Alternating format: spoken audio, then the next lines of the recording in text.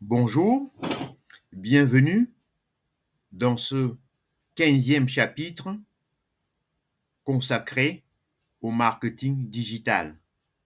Après avoir étudié l'analyse, il est temps d'aborder une étape indispensable pour transformer les données en résultats concrets. L'optimisation. L'optimisation est l'art d'améliorer en continu les performances d'une stratégie digitale. Elle consiste à ajuster les actions, affiner les contenus, tester de nouvelles approches et maximiser l'efficacité des campagnes. Sans optimisation, une stratégie reste figée et perd progressivement son impact. 1. Qu'est-ce que l'optimisation digitale? Point d'interrogation. En effet, l'optimisation digitale est un processus d'amélioration continue qui vise à, petit a, augmenter la visibilité, petit b, améliorer l'engagement, petit c, réduire les coûts, petit d, maximiser les conversions, petit e, renforcer la fidélisation. L'optimisation repose sur l'analyse des données et l'adaptation des actions en fonction des résultats observés. Passons maintenant en deux les domaines d'optimisation. L'optimisation peut s'appliquer à plusieurs aspects marketing digital. Premier aspect, le contenu.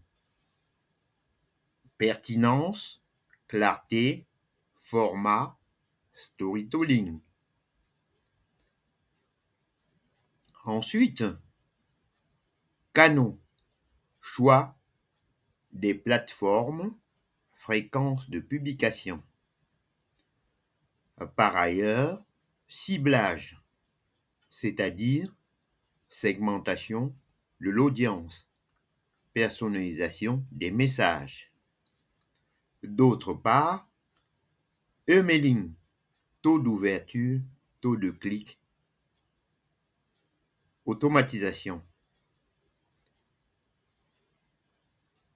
En plus, publicité digitale, ajustement des budgets, A/B testing, ciblage précis. Enfin, tunnel de conversion,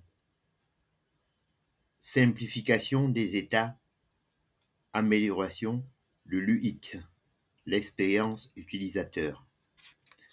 Nous allons voir maintenant en 3 les outils d'optimisation. En effet, plusieurs outils permettent de mettre en place une optimisation efficace.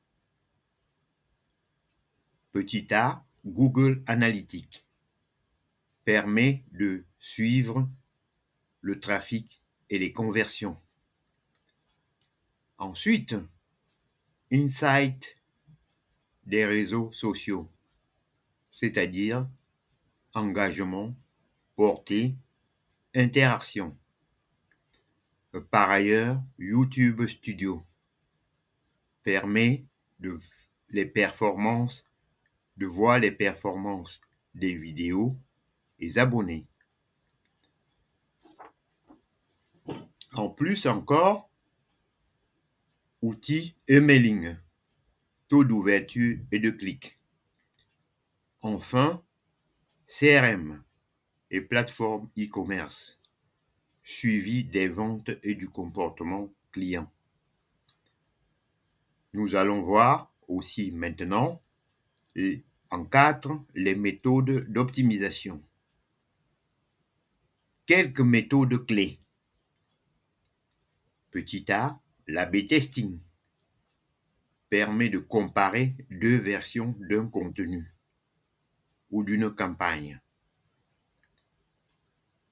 D'autre part, la segmentation permet d'adapter les messages à différents profils d'audience. Ensuite, automatisation. L'automatisation permet de gagner en efficacité grâce à des outils intelligents. Par ailleurs encore, personnalisation. Rendre chaque interaction unique et pertinente. Enfin, analyse comparative. 2 points. Observer les pratiques des concurrents pour s'inspirer. Voyons maintenant en 5 les bonnes pratiques. Pour optimiser efficacement. Petit a, fixer des objectifs clairs et mesurables. B, tester régulièrement de nouvelles approches. C, éliminer les actions peu performantes. D, concentrer les efforts sur ce qui fonctionne. E, rester attentif aux évolutions du marché et aux tendances digitales. Nous allons passer maintenant en 6 à la conclusion. En effet, l'optimisation est le moteur de la performance digitale.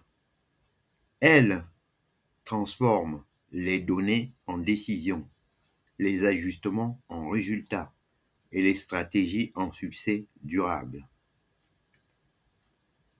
L'optimisation, c'est une démarche continue qui garantit la pertinence et l'efficacité dans un environnement en constante évolution. À retenir, l'optimisation n'est pas une correction ponctuelle, c'est une amélioration permanente. Merci d'avoir suivi ce chapitre. Le prochain épisode portera sur le chapitre 16, la performance, où seront explorées les méthodes pour mesurer l'efficacité globale d'une stratégie digitale et en tirer des enseignements durables.